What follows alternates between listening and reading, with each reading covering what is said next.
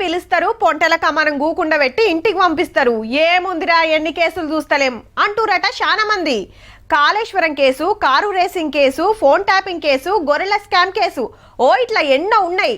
అయితే ఒక్క దాంట్లోగిన పెద్ద లీడర్లు ఎవరు అరెస్ట్ కాలే కాబట్టి వస్తున్నా పోతున్నా ఓ రామశిలక అన్నట్టే ఉన్నదనేది పబ్లిక్ మాట. అయితే ఫోన్ ట్యాపింగ్ కేసు అయితే కొసకొచ్చినట్టే అనే ప్రచారం నడుస్తుందబ్బా. ఎందుకంటే మొన్న హరీష్ రావు సార్ను పిలిచి ఎంక్వైరీ చేస్తే ఇవాళ కేటీఆర్ సార్ను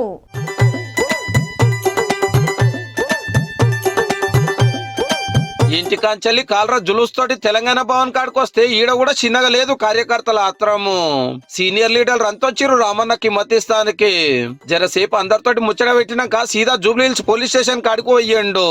బీఆర్ఎస్ వల్ల జరిగిన ఫోన్ ట్యాపింగ్ గురించి క్వశ్చన్ల మీద క్వశ్చన్లు వేసిరట పోలీస్ ఆఫీసర్లు. అప్పట్లో ఫోన్లు ట్యాప్ చేసిండని అరెస్ట్ అయిన పోలీస్ ఆఫీసర్ రాధాకిషన్ గారిని కూడా పిలిచి ఇద్దరిని విచారణ చేసిరట. బోయాలకు జరంతా బిరేకిచ్చి మళ్ళా చాలు చేసిండ్రు. మా లీడర్ ను ఇంకెంతసేపు లోపల ఉంచుతారని గులాబీ కార్యకర్తలు లొల్లి చేసిండ్రు. అయితే సిట్ విచారానికి పోతానికి ముందు కేటీఆర్ సార్ ఎన్నో మాట్లాడితే ఇటుకెళ్లి లైన్లకు వచ్చారు కాంగ్రెస్ బీజేపీ లీడర్లు. ఈ పుట్టిన మట్టి సాక్షిగా, అంతరాత్మ సాక్షిగా అక్రమ అనైతిక పనులు నేనెన్నడూ కూడా చేయలేదు. సిరిసిల్ల వేదికగా ఒక కంట్రోల్ రూమ్, ఒక వార్ రూమ్ లెక్క కంట్రోల్ రూమ్ పెట్టుకుని ఈ ఫోన్ ట్యాపింగ్ దందా నడిచింది. కేసీఆర్ కూతురే ఫోన్ ట్యాప్ చేసిరు అన్నారు. భార్యతో గాని వాళ్ళ కుటుంబ సభ్యులతోని నార్మల్ కాల్ మాట్లాడాలంటే భయపడే పరిస్థితి, అంత దారుణమైన ఘోరమైన పరిస్థితి కేసీఆర్ ప్రభుత్వం అయ్యారు. ఏం తప్పు చేసింది మా ప్రభుత్వం అని అడుగుతా. పెగాసస్ ఆ ఇంటెలిజెన్స్ సిస్టమ్ తీసుకొని అందరు నాయకులు, ఎందుకంటే నేను కూడా మునుగోడు హుజూరాబాద్ బై ఎలక్షన్ లో నేను ఇన్ఛార్జ్ ఉంటే అక్కడ నా ఫోన్ ట్యాపింగ్ ఆఖరికి తన సొంత బావను, సొంత చెల్లెని కూడా వదిలినటువంటి కేటీఆర్ దుర్మార్గుడు. తీవ్రమైన క్యారెక్టర్ అసాసినేషన్ ఎఫర్ట్ నా మీద, వ్యక్తిత్వ హననం. అంటే ఒక కుక్కను చంపే మంది పిచ్చి కుక్కను ముద్రేయాలని ప్రయత్నం చేస్తారు కదా. నేనేదో డ్రగ్స్ తీసుకుంటానని. డ్రగ్స్ తీసుకున్నటువంటి ఏం క్యారెక్టర్? డ్రగ్ తీసుకునే కాదు, దీని మీద ఇంకో కేసు పెట్టాలి, డ్రగ్ పెడ్లర్ కేసు పెట్టాలి, డ్రగ్స్ ని ప్రమోట్ చేసిన కేసు కూడా పెట్టాలి. He is Pablo Escobar of Telangana.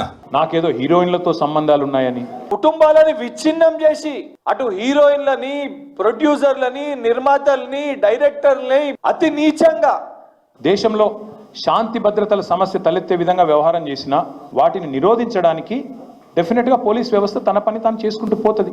Maoist list లా మా పేర్లు పెట్టి మా ఫోన్ ట్యాప్ చేసిన బయటపడ్డది కదా. నాకు అధికారులు అడిగినారు, సిట్ అధికారులు అడిగినారు.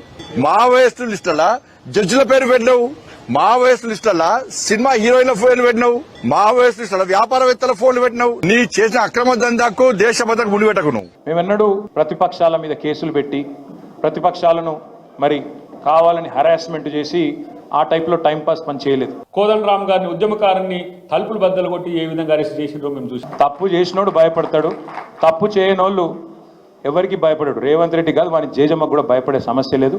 లేని లింకులు అంటగట్టి, లేని రంకులు అంటగట్టి, నాకు ఇష్టం ఉన్నట్టు ఎవరెవరో యాక్టర్లకు లింకులు పెట్టి ఇలా ఫోన్ ట్యాపింగ్ ద్వారా వేల కోట్ల రూపాయల ట్రాన్సాక్షన్ జరిగినాయి. రియల్ ఎస్టేట్ వ్యాపారాన్ని వసూలు చేసిర్రు, ప్రముఖ వ్యాపారవేత్తల దగ్గర వసూలు చేసిర్రు. అప్పట్లో బీఎస్పీ అధ్యక్షుడుకున్న ప్రవీణ్ కుమార్ సారు నా ఫోన్ ట్యాప్ అయిందని కేసు పెట్టిండు కదా. ఇప్పుడు బీఆర్ఎస్ లకు వచ్చినాక ఏమంటుండో ఇన్ను జరా. కేసీఆర్ గారు, మీరు మా ఫోన్ లాక్ చేస్తున్నారు, మీరు మా సిడిఆర్స్ అనలైజ్ చేస్తున్నారు. అందరు ప్రతిపక్ష నాయకులు, ఇక్కడ కూర్చున్న జర్నలిస్టులు, మీకు అనుమానం ఉన్న ప్రతి ఒక్కరిని కూడా మీరు రకరకాల ఏజెన్సీలు పెట్టి ఇజ్రాయెల్ నుంచి అనాలిసిస్ సాఫ్ట్వేర్ తీసుకొచ్చి, పెగాసస్ తీసుకొచ్చి, ఇన్ని సాఫ్ట్వేర్లు తీసుకొచ్చి అనలైజ్ చేస్తున్నారు కదా. దేశ భద్రత కోసం ట్యాపింగ్ చేయవచ్చని చట్టమే చెప్తున్నది. ఇది నేరం కాదు. ఏ ముఖ్యమంత్రి, ఏ రాజకీయ నాయకుడు కూడా పోలీసు, మరి ముఖ్యంగా ఇంటెలిజెన్స్ ఆఫీసర్లకు మీరు సమాచారాన్ని పలానోళ్ళది సేకరించండి అని ఏ ముఖ్యమంత్రి కూడా చెప్పరు. 7 గంటల ఎంక్వైరీ తర్వాత కేటీఆర్ సార్ ఇంటికి పంపించేసారు. అడిగిన ప్రశ్ననే అడుగుడు, మళ్ళీ అడుగుడు. ఒక 300 పేర్లు చదువుడు, ఈయన తెలుసా, ఈయన తెలుసా, ఈయన తెలుసా, ఫలానా ఆయన తెలుసా. కొంతమంది హీరోయిన్లను వీళ్ళేదో ట్యాప్ చేసి బెదిరించి ఇష్టం వచ్చినట్టుగా వాళ్ళు ఏదైతే అడ్డగోలు వ్యాఖ్యానాలు రాసినారో, ఇది వాస్తవమా? వాస్తవం అయితే నా ముందు పెట్టండి, చెప్పండి ఎవరికి అట్లా జరిగింది, దయచేసి చెప్పండి అని చెప్పాను. అనగానే అక్కడున్న అధికారి గారు, లేదండి అది కరెక్ట్ కాదు,